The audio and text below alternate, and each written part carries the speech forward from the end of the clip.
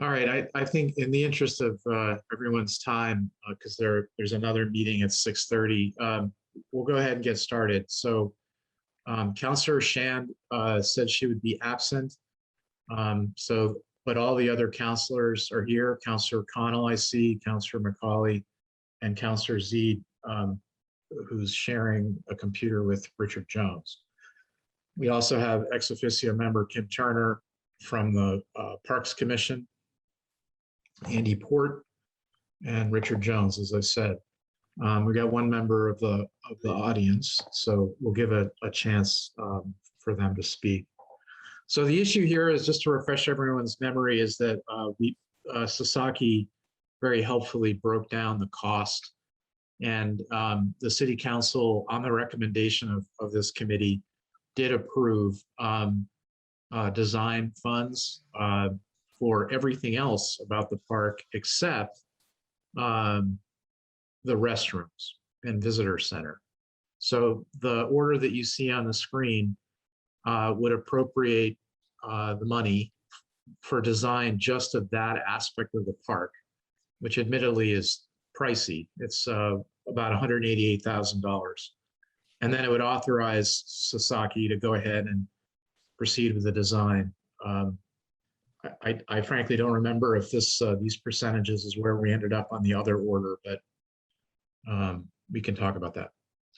So I guess there were sort of two things I'm going to promote Elizabeth Harris.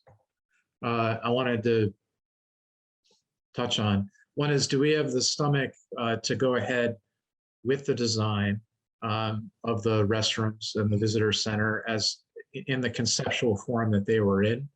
There wasn't a whole lot of detail, but the basic footprint size.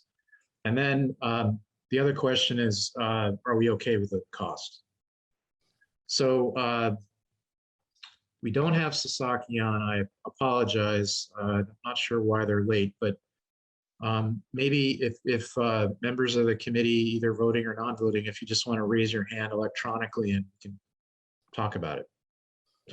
Councillor McCauley, go ahead. Thank you, Chair. First of all, I'm glad that we separated it out. I know there was some heartburn on the restrooms. I believe that Sasaki had taken testimony from us and others about maybe different placement or sizing or whatnot. I was hoping that we could get an update if they think that they have enough feedback to be able to take a step forward in doing that. The price is a little bit out of sync with the rest of the park, but it's not out of sync with any of the other buildings that we've worked on. At 25%, I don't think that they can go too off the rails without some coming back for further guidance to see where they are. And really, I was only looking for some input from Sasaki again, that if they had enough feedback and testimony from us, that they could make the anticipated changes. Thank you. Okay, Councilors, this is Andy Port. Could I respond back, because I could probably answer one of the questions if you'd like. Oh yeah, go ahead. Yeah. And I apologize. I'm not sure if there was a lost communication with Sasaki, but I'll check in. But at any rate, we did actually have a discussion. To Councilor McCauley's point, I would agree with everything he's just outlined. We did have a conversation about the design issue in particular with the lead architect who's taking over that aspect of the project if these funds are brought forward. And they definitely have a better understanding of what the concern there is. So between the contemporary piece that you saw, I think, if I can use that word, and the different architecture that we have here in Newburyport, trying to come up with something that they could come back to this ad hoc committee, and the ad hoc committee would feel more comfortable collectively, as would other constituents. Okay, Councillor Connell. Yeah, thank you. I think that the inclusion of a restroom, a comfort station, on the property, perhaps where it was located or perhaps oriented in a different way, but close to the street is a good idea. I think it's one of the things that we hear consistently about the waterfront park area, and that is that there are not enough restrooms readily available. People can go into the firehouse center and downstairs there, but most of them don't avail themselves of that opportunity. So they knock on the doors of restaurants, things like that in the neighborhood. That said, I think that frankly the design fee is excessive, and I wish that Sasaki were here to explain how they arrived at that number with some detail. Just for comparison purposes, a close friend of mine has been for the last 6 or 8 months engaged in the design of a single-family home on property that they purchased in New Hampshire, and the total cost of the design is less than this. And this is just essentially a comfort station. It causes me to scratch my head at the very least. Yeah, do I support the idea? Certainly. The location I can be a little flexible on. The price tag is a non-starter as far as I'm concerned. We got to value engineer this down into a manageable number. Thank you. Richard Jones or Councillor Zede? I was just going to speak. This is Sharif here. So a couple of things. First one is, I think before we let Sasaki loose, really the two debates I think we have to have are the material of the building and the orientation of the building. And I think that whether we do it now or we do it next year, that's basically what we need to give Sasaki. We already have some information. We have a schematic design, if you will. We have a floor plan, which I think personally is acceptable. It's some bathrooms, and then essentially a very small sort of informational area, if you'll recall that from some of the slides that we received from Sasaki in the past. Maybe Andy has them and could share them. And then on the exterior, we have materials, and we touched upon it very briefly in a previous conversation, but it was brick. Some people seem to not like that, others seem to like it. And then orientation refers to whether it's parallel or broadside to Merrimack Street, or it's perpendicular, more akin to what the current building is. To me, those are the two items that really need to be resolved. And if we're not ready to tackle that, then we can just push this off to maybe the next session. As far as the price goes, maybe Andy could pull up this slide too, but I think you have to look at it relative to the cost of of what they think that building is going to cost to construct, to determine whether it's really out of band. I'm not so sure that it is as a percentage of the estimate, and they did provide us with estimates on that. So the last thing is, why do this at all now? And really the answer is to keep Sasaki engaged because we have them, and so as not to lose them, and to have the continuity between the park design and the building design, whether we choose to phase the project later or not. This is one of those instances where I at least think that there's merit to the conversation to having this proceed, especially since we have the funds in the downtown paid parking fund, and that we will sort of have a completed design. So those are my three things. One is the material and the orientation against the pricing, and then why consider doing it now. Thank you. Thank you. I'm sorry to speak as well. Well, I just had a couple of follow-up comments, if I might. To me, the orientation is important. To me, the orientation should be perpendicular to Merrimack Street, just to allow for a visual access to the water. That's what that area, has been, and what it means to so many people to be able to see, not at a building, but around a building or next to a building. The materials and the style, for me, are very important. I tend to be a little controlling on that, only because I've seen things that I don't want to look at over the years. And I mean, that dovetails into the debate whether it should be new and unlike, or it should be imitated. I think it should be not new and unlike. I think it should echo the architectural features that we have downtown. I didn't see that in the initial design. On pricing, strikes me, as Council Connell said, a little high, but I don't know. I can't comment. That's all I'm going to say. Thank you. Thank you. Anyone else wanted to comment? Well, why don't I take public comment and then we'll decide where to go from here. So does anyone in the attendees wish to speak? You don't have to, of course, but if you do, just raise your hand. All right, no takers. What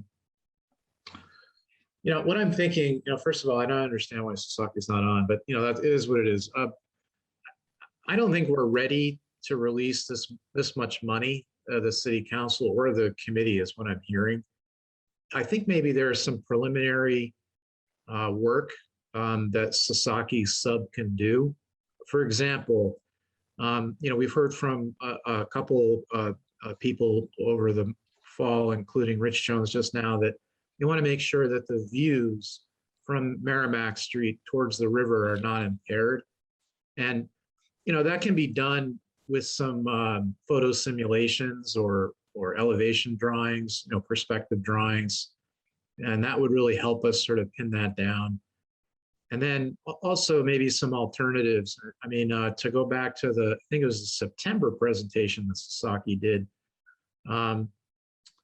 They did have some elevations, Andy. I can put it up, but yeah, there you go. So, this I think is not ready for prime time yet, but the next one where they gave the next slide where they, that I actually like that personally for what it's worth. So I think before we sort of release all 190,000, even if that is the right amount of money, maybe there's a lesser amount of money that we could to sort of pin down footprint and is it either contemporary or is it harkens back to the downtown. Those are my thoughts. Councillor Connell. Yeah, I'm wondering if we might ask Andy Port to chime in. I don't know if he has had conversations with Sasaki about this, if there's any information he can provide that, that Sure. we might benefit from. Yeah, go ahead. Sure. Thank you, councilors. So I have spoken with Sasaki about this. They did get definitely some, to Councilor McCauley's earlier point, some good feedback so that they have a better idea of what to bring forward the next time around to this committee. But understood the concerns you have this evening. The costs, obviously proportionally, I think as Councilor McCauley alluded to, is the fact that this is a building, so a little more complicated in some ways, even if it's a simple building. At any rate, we could, although I don't have a number before me, ask them for a number for a subdivision, if you will, of this this cost to get to, say, a 25% schematic design that is acceptable, and then phase out from there if that is of such concern. From my perspective as project manager, I know that the ad hoc committee is going to be involved in the process of reviewing the architecture. So it's not for me a concern, because I know that there's a review that will happen in a public forum as a continuation of this. But if there is a concern about that, we certainly could get a number if that is the preference and recognition of the timeframes involved. My thought would be that if you'd like to go that route, would be to perhaps authorize the chair, working with the planning director, to bring forward such a number to the council at the next and only remaining council meeting for that purpose. But again, from my perspective, knowing this project and how important it is, the number is not necessarily unreasonable, and certainly it's a place to fill in the project designs, mainly because from my perspective, if we are going to leverage any federal or state funds that might be trickling down for infrastructure, so-called infrastructure projects and economic development, it would be good to have those plans, quote, shovel ready. That's a good point. Yeah, I hadn't thought of the shovel ready either. If that's okay with it, here's the thing. I'd like to ask the committee to vote to get this out. You don't have to have a recommendation, because if nothing else, if I can get it to the floor on Monday, then a majority of the council can carry it over to the next term. We can do it that way. Yeah. And then if we get better information from Sasaki, which I assume we will by Monday, as Director Port says, maybe we can either justify the 187,825 and get the council comfortable I'm sorry we couldn't do it tonight because we don't have Sasaki, or this lesser amount. And I wanted one last thing. I just want to agree with Director Port.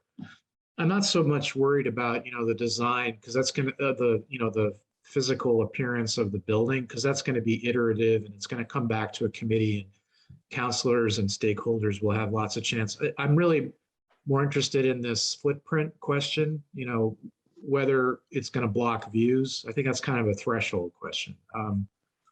That's where I was coming from. All right. Well, I don't want to keep people longer than is necessary. If there are no other comments or discussion, I just need a motion to authorize bringing this out to the council without recommendation. So moved. Second, Okay, then I have to do a roll call. So Councillor Connell, Yes. Councillor Zede, No.